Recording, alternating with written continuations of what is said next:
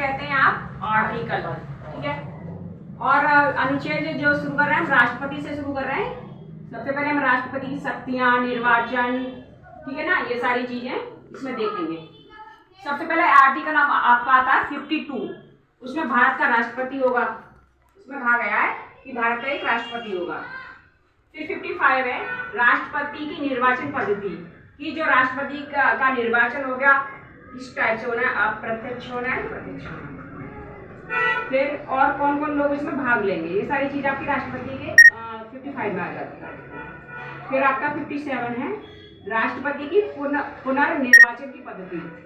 अगर दोबारा कभी भी ऐसा हो जाता है, कभी कभी इन केस दोबारा निर्वाचन की जरूरत पड़े, सरकार गिर गई या उन्हें पद से महाभियोग लगा दिया गया, कोई भी चीज हुई है उसके लिए, तो ये आपका आया है 57।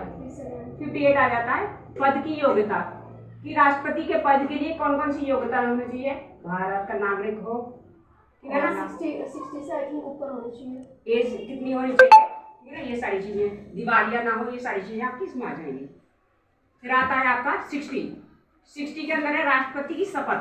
राष्ट्रपति को शपथ कौन दिलाएगा, राज्यपाल जी, या तो राज्यपाल, या फिर अगर राज्यपाल नहीं है तो उनकी अनुपस्थिति में जो हमारे सुप्रीम कोर्ट के जज होते हैं वो दिलाते हैं, ठीक है।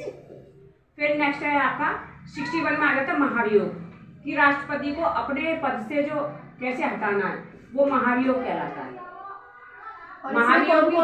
और इस महाभियोग में कौन कौन से जो आपके जो सदन है वो कौन कौन से भाग लेते हैं, या कौन कौन से जो मिनिस्टर है हम कह सकते हैं, राज्यसभा और लोकसभा दोनों सदन जो स्पीकर होते हैं, हाँ। और महाभियोग लगाने के 10 दिन पहले इनको इत्तला करना पड़ता है, सूचित किया जाएगा, ठीक है। फिर आपका 72 आ जाता है 72 राष्ट्रपति की क्षमादान की शक्तियां, कि राष्ट्रपति कौन कौन सी जो सजाएं होती है उनको क्षमा कर सकते हैं, राष्ट्रपति पर कौन कौन सी पावर होते हैं, उनका क्या यूज और क्या मिसयूज है।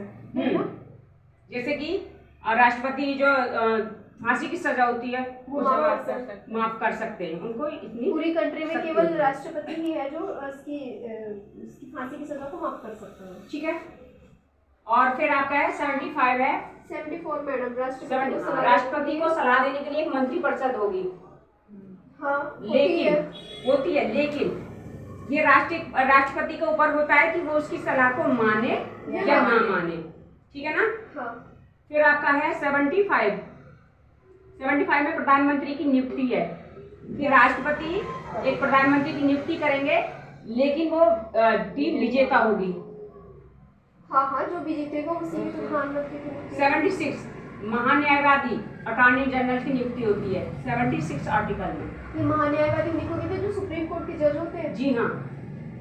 फिर आपका 79 में आपकी संसद आती है। संसद कैसे बनती है, संसद बनती है 3 लोगों को मिलाकर के, राष्ट्रपति, लोकसभा और राज्यसभा को मिलाकर के आपकी संसद बनती है।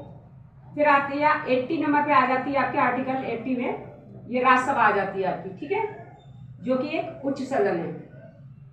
और 81 लोकसभा है जो कि आपका निचला सदन है। ये क्वेश्चन आपसे पूछा जाता है, उच्च सदन कौन सा है और निचला सदन कौन सा है, याद ही हो गया, ये ध्यान रखना है। फिर 108 आता है संयुक्त बैठक दोनों सदनों की, राज्यसभा की और लोकसभा की जो दोनों बैठकें होती हैं उनकी अध्यक्षता कौन करता है, लोकसभा का अध्यक्ष करता है। ये आपका 108 में आता है आर्टिकल 108।